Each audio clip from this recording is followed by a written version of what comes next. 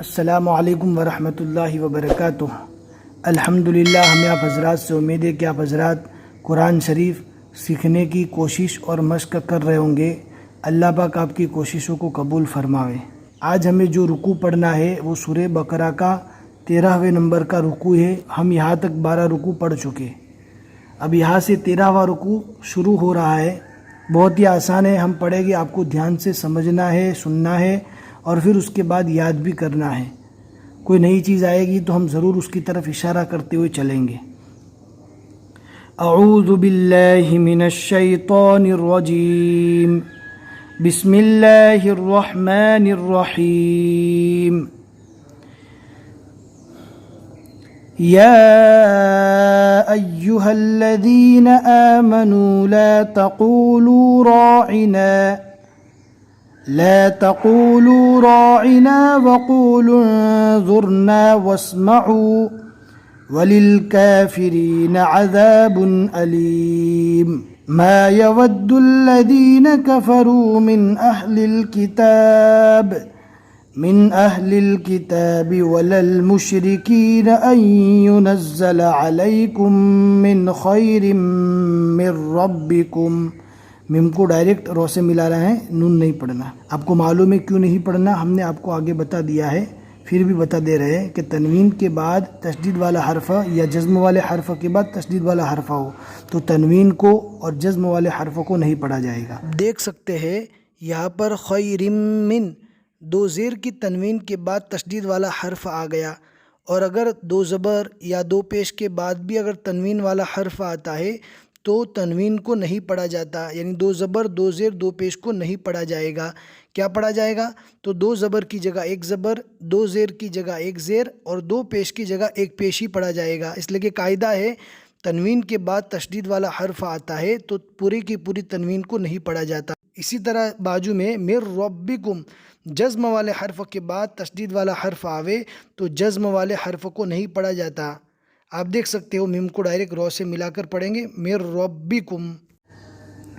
واللہ یختص برحمتہ من یشاء واللہ ذو الفضل العظیم۔ ما ننسخ من آیت او ننسها نأت بخیر منها او مثلها ألم تعلم أن الله على كل شيء قدير ألم تعلم أن الله له ملك السماوات والأرض وما لكم من دون الله من ولي ولا نصير ام تريدون ان تسألوا رسولكم كما سئل موسى من قبل۔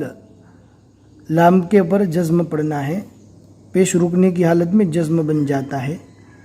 اگر آپ کو وقف کے قواعد معلوم نہیں ہے تو آپ پلے لسٹ میں جائیں گے، ایکسٹرا پارٹ کے اندر دیکھیں گے تو انشاءاللہ مل جائے گا۔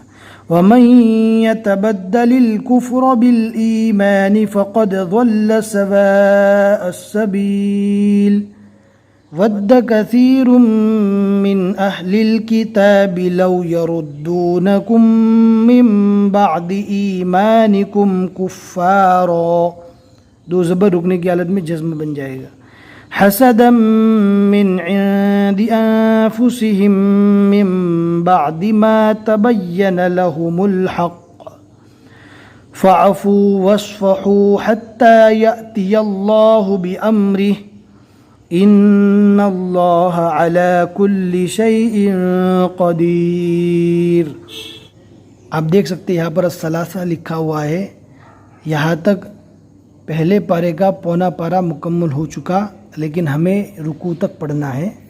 اب اس کے بعد پہلے پارے کو پورا ہونے میں پاؤ پارا باقی رہا۔ وَأَقِيمُوا الصَّلَاةَ وَآتُوا الزَّكَاةَ وَمَا تُقَدِّمُوا لِأَنفُسِكُم مِّنْ خَيْرٍ تَجِدُوهُ عِندَ اللَّهِ إِنَّ اللَّهَ بِمَا تَعْمَلُونَ بَصِيرٌ۔ وقالوا لن يدخل الجنة إلا من كان هودا أو نصارى تلك أمانيهم قل هاتوا برهانكم إن كنتم صادقين بلى من أسلم وجهه لله وهو محسن فله أجره عند ربه ولا خوف عليهم ولا هم يحزنون صدق اللہ العظیم۔ الحمدللہ، ہمیں امید ہے کہ آپ حضرات کو آج کا یہ سبق 13واں رکوع مکمل سمجھ میں آ گیا ہوگا۔ اگر کچھ ڈاؤٹ رہ گئے آپ ہم سے پوچھ سکتے ہیں، انشاءاللہ ہم بتانے کی کوشش کریں گے۔